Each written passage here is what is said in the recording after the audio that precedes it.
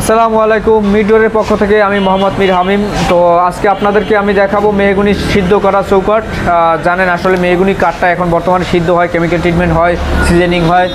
তো যেভাবে বলে যে বয়েলিং করা হয়, মানে এক এক ধরনের এক এক রকমের কথা নিয়ে আসে যে আসলে আমাদের এই চৌকাঠটা লাগবে, এই পাল্লাটা লাগবে, মানে বয়েল করা পাল্লা লাগবে, বয়েল করা চৌকাঠ লাগবে, সিদ্ধ চৌকাঠ লাগবে, কেউ বলে সিজনিং চৌকাঠ লাগবে, কেউ বলে কেমিক্যাল ট্রিটমেন্ট চৌকাঠ লাগবে। তো আসলে ঘুরে ফিরে সবই এক, কেমিক্যাল ট্রিটমেন্ট করি তারপর সিজন করি, কাজই হচ্ছে দুইটা।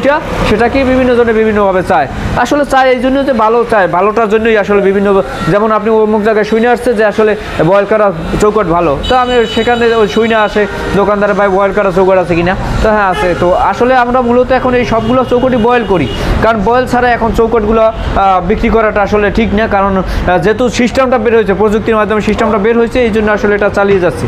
আর এটা চালানোর উপকারিতাও অবশ্য পাইতেছি যে আসলে একবার নিতেছে আরও বারবার নিতেছে। তো এই জন্যই মূলত এই চৌকাঠগুলো আসলে আপনারা আমাদের কাছ থেকে নেবেন। আর বিশেষ করে মেহগনি চৌকাঠটা সিজনিং ছাড়া কেউ নেবেন না, কারণ সিজনিং না হলে এটা ঘনে খাবে, এটা মাস্ট আপনার।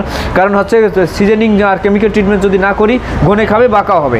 তো এই চৌকাঠটা আপনারা আমাদের কাছ থেকে নিলে একটু প্রাইস বেশি পড়বে, যেমন একটা কাঁচা চৌকাঠ 1800-2000 টাকা, আর একটা সিজনিং করা চৌকাঠ 2500 টাকা। আর এটার ব্যবধান এই কারণেই যেটা খরচটা একটু বেশি লাগতেছে, কারণ চৌকাঠের দামই একই, কিন্তু আমরা যে সিজন করি, কেমিক্যাল ট্রিটমেন্ট করি, এটার পিছনে আমাদের কিছু খরচ আছে, যেমন আপনার লেবার খরচ আছে, এটার মেডিসিনের খরচ আছে, কারেন্টের খরচ আছে, এই বিভিন্ন খরচ মিলেই দেখা যায় 500 টাকা আমরা একটু বাড়তি নেই। এই কারণে আসলে মূলত কাঠের দাম একই।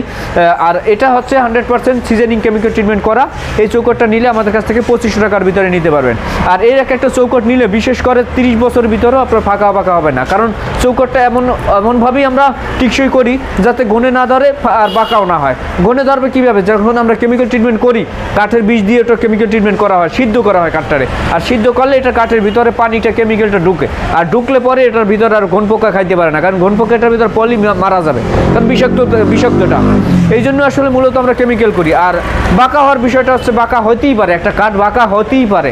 যেমন আমরা কিছু সিজনিং করি কাঠ, সিজনিংয়ের ভিতরে অনেক সময় কাঠগুলো বাঁকা হয়ে যায়, কারণ যেই কাঠটা নরম প্রকৃতি সেটা বাঁকা হবেই, কারণ বাঁকা হবে এই কারণে যে আগুনের তাপটাও সহ্য করতে পারে না, এই জন্য ওটা বাঁকা হয়ে যাবে নরম। আর যেটা বাঁকা হবে না সেটা দেখা যায় 30 বছরও বাঁকা হবে না। আর এইটাই হচ্ছে মূলত সিজনিং করার মূল উদ্দেশ্য। আমরা এটাই চাচ্ছি যে একটা সিজনিং করা চৌকাঠ দিলে আপনাদেরও ভালো থাকবে, আমাদেরও সুনাম হবে, আমরা 2 টাকা লাভ করলাম, আপনারা জিনিসটা ভালো পালেন। এইটা হচ্ছে মূলত কথা। তো সিজনিং করা চৌকাঠ আমাদের কাছ থেকে নেবেন, ভালোটা নেবেন, বা আপনার যেভাবে চাইবেন আমি দিতে পারবো, সাইজের উপরে ডিপেন্ড করবে, দাম কম বেশি। আর মূলত 3.5 ফিট, 3 ফিট, 2.5 ফিট একই রেট পড়বে। তো সবাই ভালো থাকবেন, সুস্থ থাকবেন।